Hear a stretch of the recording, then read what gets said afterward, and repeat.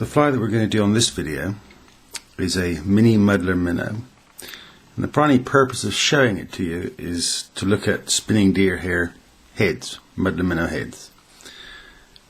There's a lot of debate as to whether you really need to spin hair on a bare hook shank or not. It does help, but you don't need to do that. We're going to leave a small gap at the front of the hook, approximately a third of it.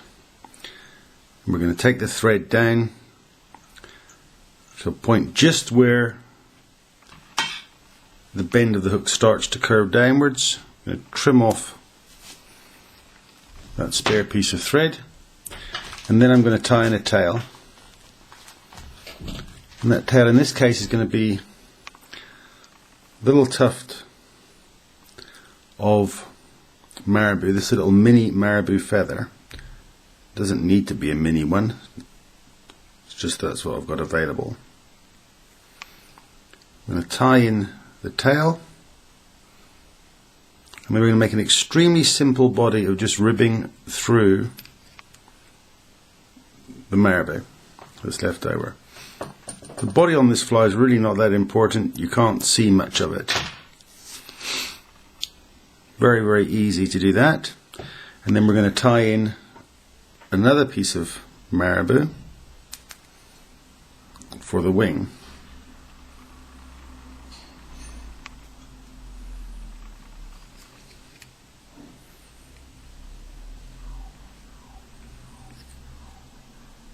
Make sure this is tied in really tight, because we're going to be playing around with this quite a bit with spinning the deer hair. And trim off the excess. There we go. And that's our body and tail manufactured. Now we're going to build a deer hair collar. This is one of the areas where people go horribly wrong with their Muddler Minnow heads, and one of the reasons they look untidy. You need some kind of interface between the body material and the head, otherwise you get a dreadful looking, untidy looking fly. And the way to do that is to have a collar of hair points. And I'm going to stack these hairs in a hair stacker like this, so that when I take the hair out of the stacker, all the points, all the tips are evened up. You don't need to do that for the rest of the fly, but just this piece. Measure it off about half the width, half the length of the body. Make 2 wraps. Now this is where people don't understand about wrapping deer head on a thread body.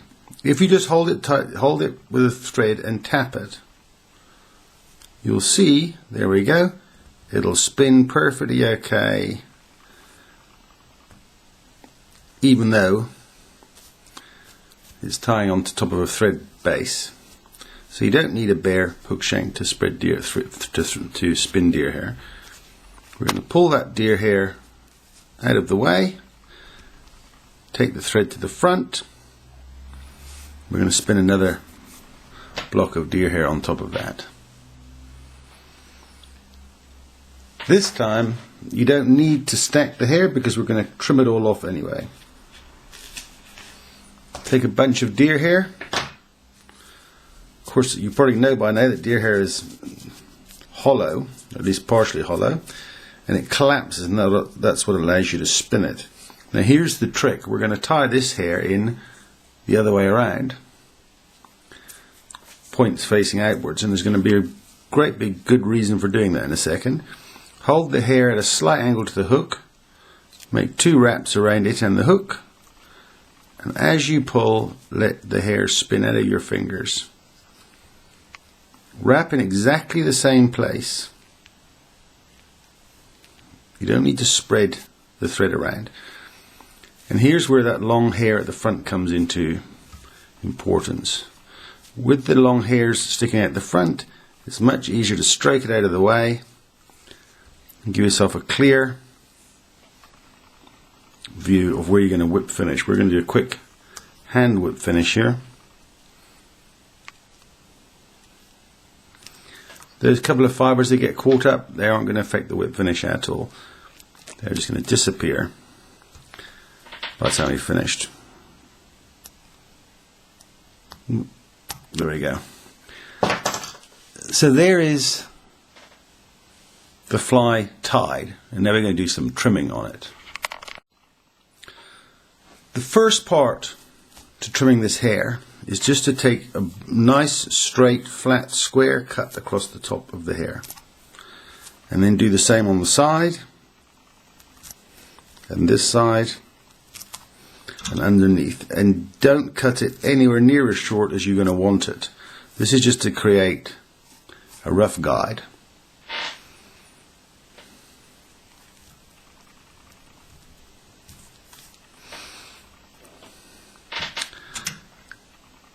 And you need to make sure that the cuts are such that the eye of the hook is in the middle, because you're going to use this as your gauge ultimately for cutting the rest of the hair.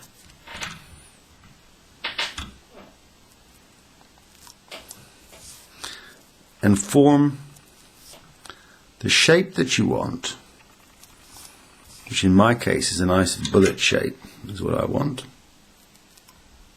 But don't make it the right size yet. Still have it oversized. And that's about right.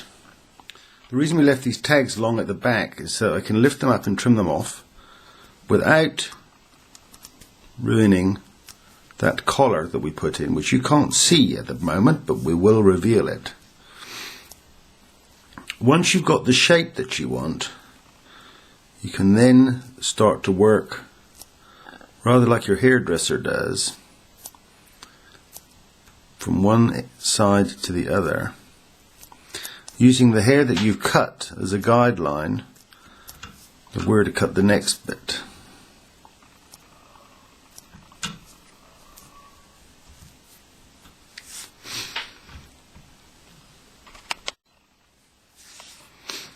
We're going to leave out some of this in the video just to keep it shorter, but you can see the effect. Just keep trimming carefully as you go. Okay, we've trimmed a lot of the hair now, and we're getting very close to the finished product. Just take your time, which is why we cut some of this out of the video. Take your time to get the shape that you want. It's essential that you use really nice sharp scissors for this. I'm using some Dr. Slick offset arrow point scissors. But they want to be fine pointed and they want to be sharp. Some people find this easier to do with curved scissors. I don't necessarily think that helps me particularly. And now you can see that little collar that we built in earlier on is beginning to make a nice finish to the fly, beginning to show up. And that's about it. You can play around a bit more, but there's the fly. So they are the finished fly, a little mini Marabou Muddler Minnow. Notice with a bit of effort you can get a really nice smooth neat head, nicely flared collar, just creates a boundary between a natural flow between the head and the wing. And you can use the same technique for spinning deer hair to tie a wide variety of flies, some which we're going to visit in future videos.